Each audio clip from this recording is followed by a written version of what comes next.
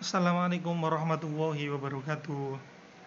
Selamat pagi anak-anak semuanya kelas 5 yang saya cintai dan yang saya banggakan. Alhamdulillah hari ini kita bertemu kembali dengan saya Pak Akilul Wafi di mata pelajaran Pendidikan Agama Islam dan Budi Pekerti. Baik, sebelum kita mengawali pembelajaran yang kedua ini, terlebih dahulu marilah kita membaca basmalah bersama-sama. Bismillahirrahmanirrahim. Semoga dengan bacaan basmalah tadi kita dapat melaksanakan kegiatan pembelajaran walaupun secara daring ini dengan keadaan sehat walafiat dan tentunya dengan kelancaran dan tentunya mendapatkan ridho dari Allah Subhanahu wa taala. Amin ya rabbal alamin. Baik anak-anak semuanya, hari ini kita masuk di pelajaran yang kedua. Secara bersama-sama kita akan belajar di pelajaran yang kedua, yaitu tentang mengenal nama Allah dan kitab-kitabnya. Jadi di pelajaran kedua ini nanti kita akan bersama-sama belajar tentang nama Allah dan juga kitab-kitabnya. Oke, langsung saja kita mulai dari yang pertama. Yang A adalah mari mengenal Allah Subhanahu wa taala. Satu, mengenal Allah Subhanahu wa taala melalui Asmaul Husna. Nah, ini yang kita pelajari yang pertama ya. Oke. Sudah menjadi kebiasaan apabila kita ingin mengenal sesuatu, misalnya mengenal orang, mengenal hewan, mengenal benda-benda alam lainnya, yang pertama ditanyakan adalah namanya. Jadi ketika kita mau mengenal sesuatu, yang pertama kita kenal adalah namanya. Ketika kita bertemu dengan orang yang baru, kita mau mengenal orang itu, yang kita tanyakan pertama apa? Pasti namanya. Siapa namamu? Kan begitu. Nah, demikian juga halnya dengan Tuhan. Siapakah Tuhan kita? Agama Islam menyebut Tuhan adalah Allah Subhanahu wa taala.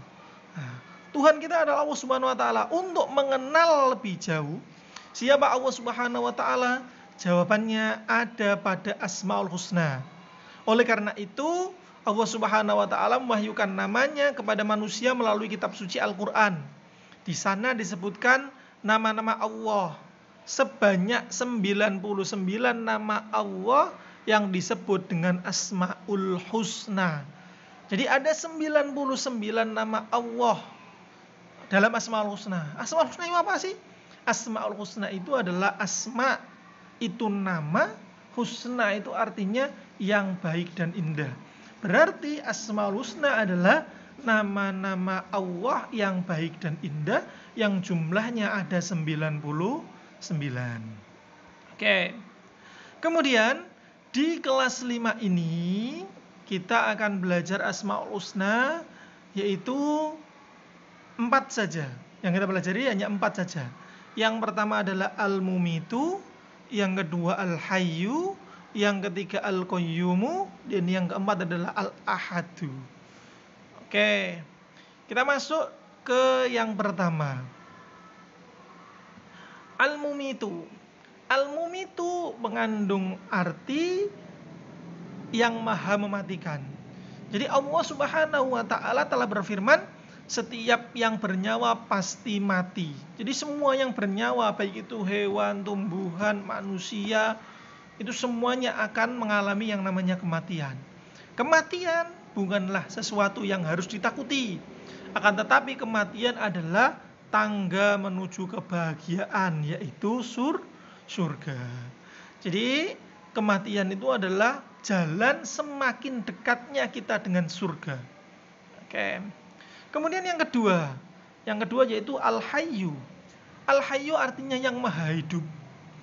Mengandung arti bahwa Allah Subhanahu wa taala hidup kekal selamanya. Jadi Allah itu akan kekal abadi selama-lamanya. Allah yang memberi hidup kepada makhluknya.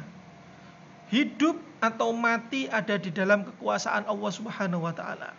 Contoh, berapa banyak orang yang sedang mengalami sakit berat, tapi Allah masih berkehendak memberikan kesempatan untuk hidup. Kemudian sebaliknya, sering kita melihat orang yang sakit kondisi dalam keadaan sehat. Sering kita melihat orang yang tidak sakit, kondisinya dalam keadaan sehat walafiat, tiba-tiba saja terdengar sudah meninggal dunia. Penyebabnya bermacam-macam. Ada yang sakit jantung, ada yang terjatuh, tabrakan atau tertabrak, tenggelam, tertembak dan sebagainya. Itu adalah sifat dari Al-Hayyu, yaitu Allah Maha memberi hidup. Nah, kemudian yang ketiga adalah Al-Qayyumu. Al-Qayyumu artinya yang maha mandiri, yang maha berdiri sendiri. Nah, mengandung arti bahwa Allah Subhanahu wa taala itu berdiri sendiri untuk selama-lamanya. Allah Subhanahu wa taala memberikan pendidikan kepada manusia supaya hidup tidak selalu bergantung kepada orang lain. Kemudian yang keempat adalah Al-Ahadu. Nah, Al-Ahad itu artinya apa? Al-Ahad itu artinya yang Maha Esa. Mengandung arti bahwa Allah Subhanahu wa taala itu Esa. Esa itu artinya satu. Perhatikan Al-Qur'an surat Al-Ikhlas berikut ini. Di surat Al-Ikhlas disebutkan bahwa Qul huwallahu ahad. Artinya, katakanlah Muhammad dialah Allah yang Maha Esa. Disebut pula dengan Al-Wahid. Artinya yang Maha Tunggal. Allah itu satu dan tidak ada sekutu baginya. Tidak ada yang lain kecuali Allah. Makanya la ilaha illallah, tiada Tuhan kecuali Allah. Itu. Kemudian yang kedua adalah aku ingin terpuji di hadapan Allah. Apakah kamu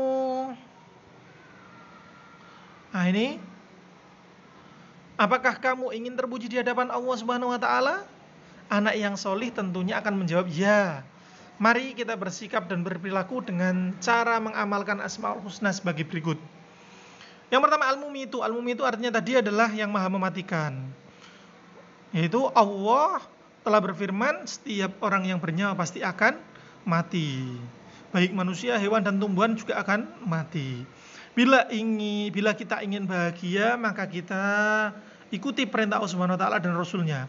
Misalnya rajin sholat, rajin membaca Al-Quran, rajin belajar, ya, serta patuh dan hormat kepada orang tua, kepada guru.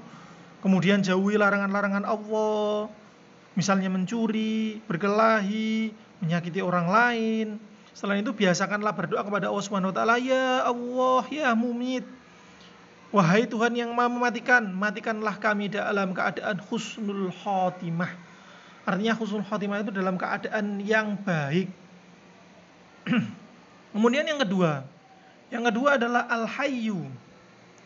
Al-Hayyu artinya yang maha hidup. Mengandung arti bahwa yang memberi hidup atau nyawa dan juga rezeki itu adalah Allah Subhanahu wa taala. Oleh karena itu hidup dan mati ada dalam kekuasaan Allah. Tugas manusia adalah memelihara kehidupan dan mencari rezeki yang sudah disediakan oleh Allah Subhanahu wa taala. Seperti memelihara diri dengan cara makan dan minum secara teratur. Jangan berlebihan. Jadi kita tidak boleh berlebihan. Karena berlebihan itu adalah temannya setan. Dalam Al-Quran disebutkan innal mubaddirina kanu ikhwanas syayatin. Orang-orang yang berlebihan itu adalah teman-temannya setan. Maka kita tidak boleh berlebihan. Kemudian selalu memelihara kebersihan agar tetap sehat. Kita juga diperintahkan oleh agama Islam untuk menjaga kebersihan. Seperti dalam hadis an-nadhafatu minal iman. Kebersihan sebagian dari iman. Sedangkan perilaku membantu kelangsungan hidup orang lain, misalnya bersedekah dengan cara memberi makan, minum, dan membantu kesehatan orang lain yang membutuhkan. Itu adalah keteladanan kita dalam meneladani Asmaul Husna Al-Hayyu atau yang maha hidup. Kemudian yang ketiga adalah Al-Qayyum. Al-Qayyum ini artinya yang maha berdiri sendiri atau yang maha mandiri. Ini pada zaman dahulu ada pepatah yang mengatakan berdiri di atas kaki sendiri atau berdikari. Bagi siswa kelas 5, bila di rumah harus sudah dapat melaksanakan sendiri hal-hal tertentu. Jadi kalau kalian di rumah itu harus melaksanakan kegiatan-kegiatan itu secara sendiri. Jangan terus menggantungkan kepada orang tua. Mau makan disuapin orang tua, diambilkan orang tua. Mau mandi pakaiannya harus diambilkan orang tua. Itu namanya tidak mandiri. Itu namanya menggantungkan kepada orang lain. Maka dari itu kita harus bisa bersikap mandiri sesuai dengan Asmaul Husna Allah, yaitu Al-Qayyumu. Nah, contohnya adalah merapikan tempat tidur sendiri, menyiapkan peralatan sekolah sendiri, mencari sendiri pakaian yang akan digunakan sekolah, mengambil sendiri sarapan atau makanan untuk berangkat sekolah dan sebagainya.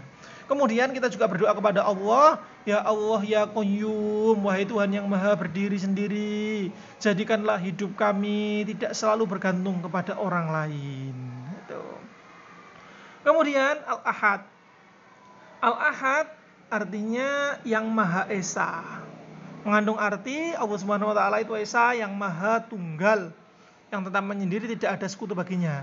Mandiri, tidak membutuhkan yang lainnya. Sifat ini memberi pelajaran kepada kita agar selalu mandiri, tidak selalu bergantung kepada orang lain.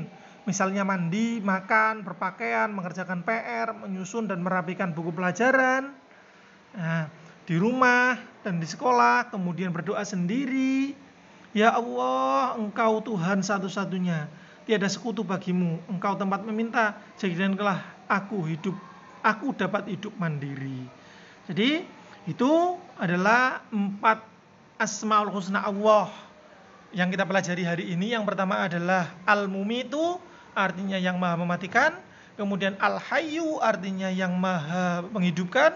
Kemudian Al-Qayyumu, yang maha berdiri sendiri atau mandiri. Kemudian yang keempat adalah Al-Ahadu, artinya Allah yang maha Esa.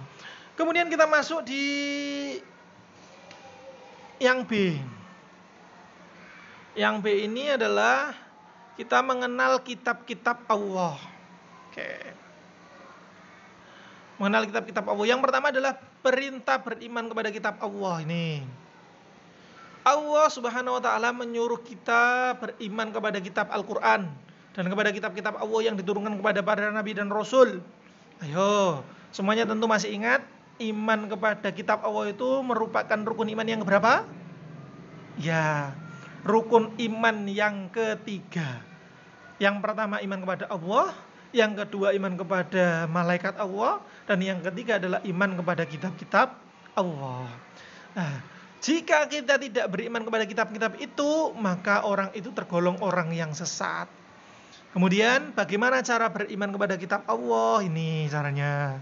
Caranya adalah dengan meyakini bahwa Allah dan Rasulnya, bahwa Allah telah menurunkan kitab-kitab kepada Rasulnya melalui malaikat Jibril. Nah, kitab-kitab tersebut harus dijadikan pedoman hidup untuk menuntun, mengatur cara bersikap, untuk guna mencapai keselamatan dan kebahagiaan di dunia dan di akhirat. Jadi cara beriman kita adalah meyakini bahwa Allah itu menurunkan kitab-kitab melalui malaikat Jibril kepada para rasul dan kepada para nabi. Oke, kemudian yang kedua. Yang kedua adalah nama-nama kitab Allah. Allah menurunkan 4 kitab suci. Jadi Allah itu menurunkan 4 kitab suci yang wajib diketahui oleh umat Islam. Dan juga beberapa suhuf. Suhuf itu lembaran-lembaran. Jadi selain 4 rasul yang menerima kitab, nabi-nabi yang lain itu menerima suhuf, menerima lembaran. Seperti Nabi Ibrahim contohnya. Di dalam Al-Quran kan sudah disebutkan Suhufi Ibrahim wa Musa. Jadi Nabi Ibrahim itu menerima suhuf, dan juga Nabi Musa juga menerima suhuf. Tuh. Semua kitab suci dan suhuf tersebut diturunkan Allah kepada para nabi dan rasul untuk dijadikan sumber kebenaran dan petunjuk untuk memperoleh keselamatan dan kebahagiaan di dunia dan akhirat. Jadi Al-Quran dan kitab-kitab yang lain itu diturunkan untuk dijadikan sumber kebenaran dan dijadikan petunjuk untuk memperoleh keselamatan dan kebahagiaan di dunia maupun di akhirat. Oke. Kemudian yang pertama, 4 kitab Allah itu apa saja? Yang pertama yaitu kitab Taurat. Ini. Nah, kitab Taurat itu diturunkan kepada nabi siapa? Ya, di sini disebutkan bahwa Nah, kitab Taurat itu diturunkan kepada Nabi Musa alaihissalam. Kurang lebih pada abad 12 sebelum Masehi di daerah Israel dan Mesir. Kitab Taurat menggunakan bahasa Ibrani. Jadi kitab Taurat itu diturunkan kepada Nabi Musa. Oke. Kemudian yang kedua yaitu kitab Zabur. Kitab Zabur diturunkan kepada Nabi Daud ketika beliau menduduki tahta sebagai raja Bani Israel pada abad 10 sebelum Masehi di tanah Hanan. Jadi kitab Zabur ini diturunkan kepada Nabi Daud. Kemudian yang ketiga adalah kitab Injil. Kitab Injil diturunkan kepada Nabi Isa. Nabi Isa pada sekitar abad 1 Masehi di daerah Yerusalem. Dalam bahasa Yunani Injil dalam bahasa Yunani Injil berarti kabar selamat, pelajaran yang baru atau kabar gembira. Jadi kalau kitab Taurat diturunkan kepada Nabi Musa, kitab Zabur diturunkan kepada Nabi Daud, kitab Injil diturunkan kepada Nabi Isa. Kemudian yang keempat yaitu kitab Al-Qur'an. Ini kitab Al-Qur'an itu kitab yang diturunkan kepada Nabi Muhammad SAW. Jadi kitab yang diturunkan kepada Nabi Muhammad pada abad 6 Masehi di kota Mekah. Peristiwa turunnya Al-Quran disebut dengan Nuzulul Quran yang kita peringati setiap tanggal 17 Ramadan. Terjadi pertama kali ketika Nabi Muhammad menyendiri di Gua Hira. Jadi Nabi Muhammad bertafakur di Gua Hira, kemudian turunnya Al-Quran. Sebagai tanda bahwa Al-Quran itu diturunkan kepada Nabi Muhammad. Nabi Muhammad diangkat oleh Allah sebagai Rasul atau utusan Allah. Usia beliau pada saat itu genap 40 tahun. Al-Quran ini keterangannya ya. Al-Quran terdiri dari 114 surat, terbagi dalam 30 juz, dan ada 6.236 ayat. Al-Quran diwahyukan selama 22 tahun, 2 bulan, dan 22 hari. Atau jika dibulatkan adalah 23 tahun turunnya Al-Quran secara berangsur-angsur. Al-Quran menyempurnakan hukum Allah yang terdapat dalam kitab-kitab yang diturunkan sebelumnya. Ia diturunkan untuk seluruh umat Islam sebagai rahmat bagi semesta alam atau disebut juga rahmatan lil alamin. Kemudian yang keempat, yang ketiga, yang C. Yang C ini adalah kitab Allah membawa ajaran yang terpuji. Nah, ini kitab Allah Subhanahu wa taala adalah petunjuk bagi kehidupan.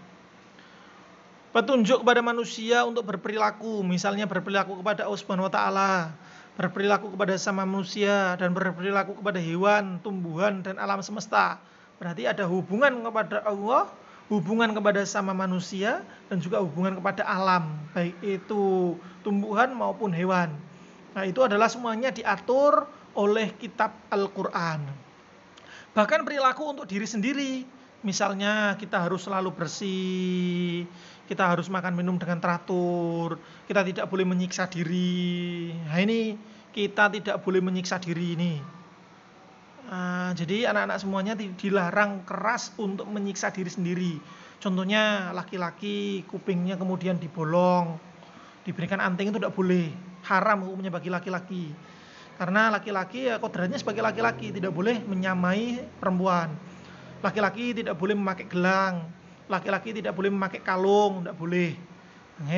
Kemudian apalagi menyiksa diri dengan cara mentato, tubuhnya ditato. Tato itu kan memasukkan tinta ke dalam tubuh, dicoblos-coblos dengan jarum, itu tidak boleh. Jadi agama Islam melarang keras kita untuk menyiksa diri kita. Yang boleh adalah memelihara diri. Itu. Oke. Kemudian yang pertama adalah ajaran terpuji kepada Sang Pencipta. Jadi kitab-kitab Allah itu diturunkan untuk ajaran terpuji kepada Sang Pencipta, yaitu untuk beribadah. Jadi kitab Al-Quran, kitab Taurat, kitab Zabur, kitab Injil, itu semuanya aslinya adalah mengajak untuk beribadah kepada Allah Subhanahu wa taala. Kemudian yang kedua adalah ajaran terpuji kepada sama manusia. Jadi kandungan kitab itu tentang ajaran terpuji kepada sama manusia. Ini contohnya. Contohnya kita harus saling bersilaturahmi kepada sesama teman, kepada sesama tetangga, kepada sesama manusia. Kemudian jika ada teman yang minta bantuan, kita tolong. Ada teman yang kesusahan, kita tolong. Nah, ini adalah ajaran terpuji kepada sesama manusia. Jangan malah sebaliknya, kepada teman malah justru saling membuli, saling menghina. Kemudian ada teman yang sedang kesusahan, kita malah cuek saja, itu tidak boleh. Ada teman yang kesusahan, kita bantu, kita tolong. Kemudian kepada teman kita harus berbuat baik. Kepada teman ketemu di jalan kita harus menyapa. Nah, itu adalah ajaran-ajaran Islam. Kemudian yang ketiga adalah ajaran terpuji kepada hewan dan tumbuhan. Kalau kita punya hewan peliharaan, kita beri makan. Beri makan minimal 2 kali sehari, pagi dan sore. Nah, kalau kita punya burung, punya ayam, punya pitik peliharaan, atau punya kelinci, punya kucing, nah itu kita pelihara dengan baik. Kita beri makan, kita beri minum. Kemudian kalau kita punya tumbuhan, juga kita sirami, kita berikan pupuk, agar tanaman itu dapat tumbuh dengan baik. Nah, itu adalah ajaran terpuji kepada hewan dan tumbuhan contohnya. Kemudian yang keempat adalah ajaran terpuji kepada diri sendiri. Nah, kita tadi dilarang untuk menyiksa diri. Tentunya kita adalah ada ajaran yang terpuji untuk diri sendiri. Yang pertama contohnya adalah contoh memotong kuku. Ketika kuku kita sudah panjang, dipotongi. Dipotongi kukunya, jangan sampai panjang-panjang.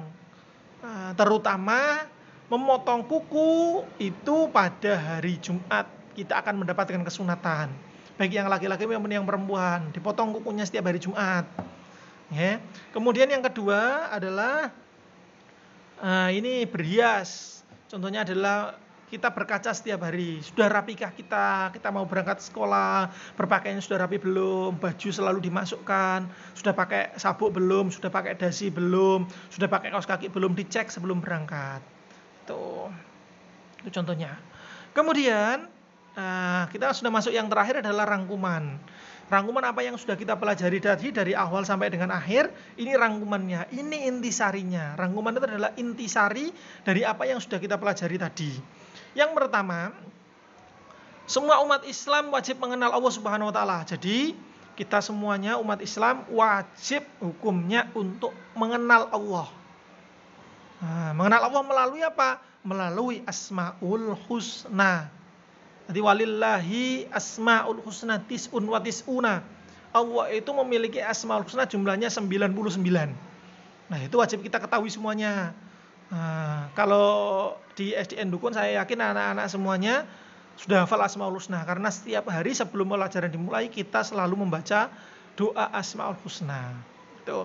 Kemudian yang kedua, Al-Mumitu artinya yang maha mematikan. Kemudian Al-Hayyu artinya yang maha memberi hidup. Allah maha memberi hidup. Kemudian Al-Qayyumu artinya Allah yang maha berdiri sendiri atau mandiri. Kemudian Al-Ahadu artinya Allah yang maha esa, tidak ada sekutu bagi Allah. Kemudian tentang kitab adalah semua umat Islam wajib mengenal kitab-kitab Allah.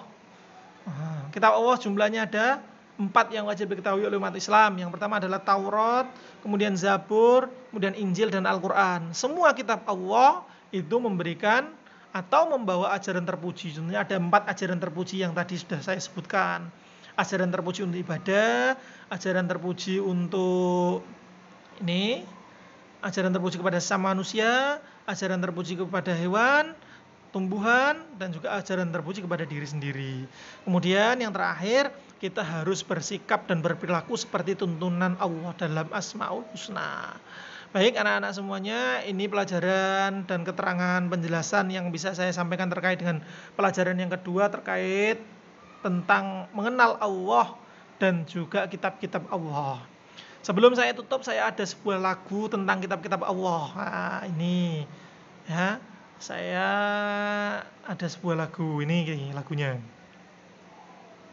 Lagu ini adalah lagu liriknya lagu pelangi-pelangi. Nah, lagunya begini. Kitab-kitab Allah ada 4 macam, Zabur, Taurat, Injil, dan juga Al-Quran. Zabur Nabi Daud, Taurat Nabi Musa, Injil Nabi Isa, Al-Quran Nabi Muhammad. Kitab-kitab Allah ada 4 macam, Zabur, Taurat, Injil, dan juga Al-Quran. Zabur Nabi Dawud, Taurat Nabi Musa, Injil Nabi Isa, Al-Quran Nabi Muhammad. Ya, itu lagunya tentang kitab-kitab Allah. Nanti di rumah kalian bisa dihafalkan semuanya, ya. Oke. Demikian yang bisa saya sampaikan pada pembelajaran hari ini. Semoga semuanya bermanfaat dan tentunya kita dapat belajar dan mendapatkan ridho dari Allah Subhanahu wa taala. Kita mendapatkan ilmu yang bermanfaat. Sampai bertemu di pelajaran berikutnya. Kurang lebih saya mohon maaf. Wabillahi taufiq wal hidayah wa ridwan wal inayah. Assalamualaikum warahmatullahi wabarakatuh.